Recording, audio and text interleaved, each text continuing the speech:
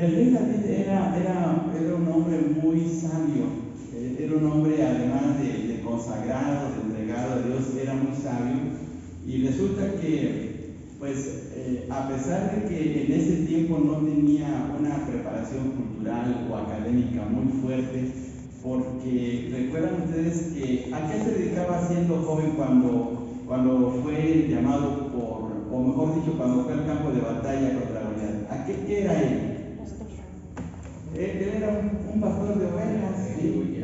Entonces, pues no iba a la escuela, no era un hombre preparado, no era un hombre que fuera a una academia a estudiar, se la pasaba en el campo, pero allí en el campo tenía sus reflexiones, tenía sus meditaciones, tenía su tiempo con Dios.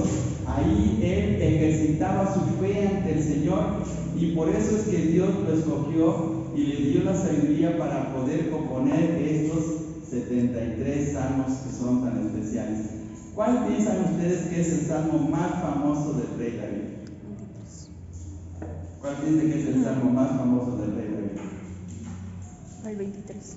Pues el salmo 23, pues es el salmo 23 que tiene que ver pues con la situación de que el Señor es el pastor, porque él entendía lo que le pasaba a las ovejas y él mismo así se considera. Fíjense bien qué cosa tan curiosa. Veamos por favor, vayamos al salmo 23 y en la parte de arribita del versículo 1 hay una anotación muy especial. ¿Sí? Vamos a encontrar en el libro de los Salmos ciertas anotaciones que se hicieron en la antigüedad, desde el tiempo del Antiguo Testamento. Y por ejemplo, ahí en el Salmo 23 dice en la parte de arriba, Salmo de David. Entonces ahí está indicando quién fue el que escribió este salmo. ¿Sí? Entonces, y está muy relacionado pues a lo que él se dedicaba.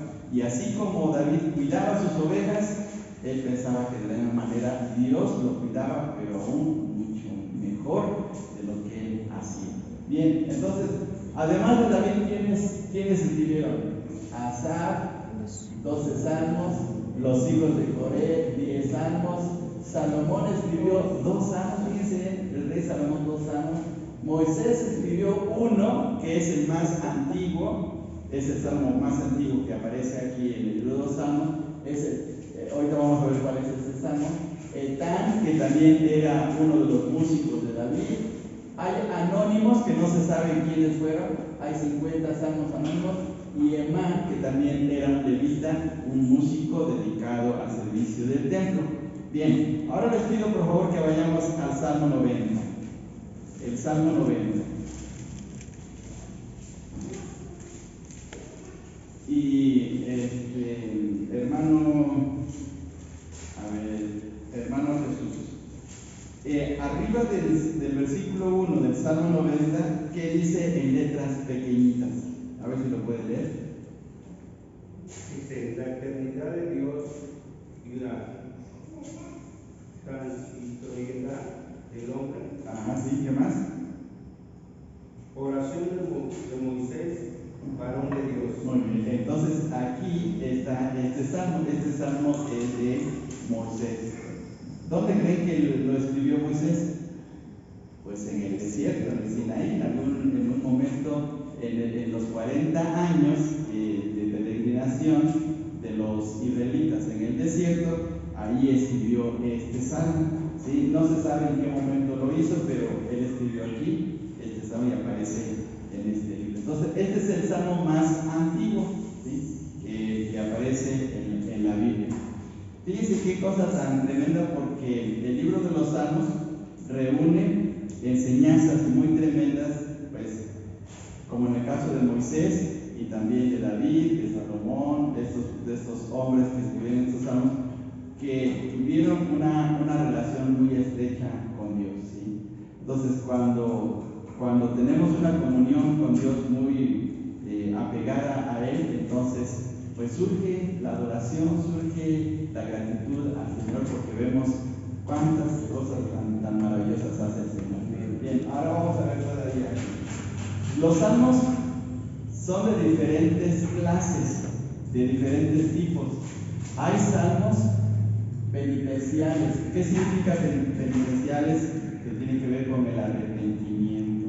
Cuando el salmista le dice, Señor, perdóname, te he fallado, he pecado contra ti, he hecho cosas que no están bien, pero ayúdame, Señor, levántame, perdona mis pecados. Y entonces, pues Dios obra en la vida del salmista. Luego, salmos históricos que tienen que ver con lo que Dios hizo a través de la historia de su pueblo, cómo los sacó de Egipto, cómo los llevó a través del desierto, cómo los hizo entrar a la tierra de Canaán. Entonces, eso se llaman salmos históricos. Salmos imprecativos. Los salmos imprecativos son salmos en donde el salmista tiene enemigos y pide a Dios que los salve de los enemigos, pero que también Dios se vengue de esos enemigos, que Dios ejecute su venganza contra ellos porque son malos. Hace un momento, fíjense bien que leímos el Salmo 58, por favor, vayamos al Salmo 58 que nos leyó nuestro hermano Isidro y vamos a ver, fijémonos lo que dice este Salmo. Versículo 2, fíjense bien, dice el versículo 2: Antes en el corazón maquináis iniquidades, hacéis pesar la violencia de vuestras manos en la tierra. Se apartaron los impíos desde la matriz, se descarriaron hablando mentiras desde que nacieron. Veneno tienen como veneno de serpiente, son como el áspid sordo que cierra su oído, que no oye la voz de los que encantan, por más sabio que el encantador sea. Oh Dios, y miren lo que dice aquí en el versículo 6, oh Dios, quiebra sus dientes en sus bocas. Quiebra, oh Jehová, las muelas de los neocios. Los neocios se refiere a ellos que están actuando de una manera feroz, ¿sí? Entonces, nosotros oraríamos así. Nosotros oraríamos así, hermanos. No, ¿verdad?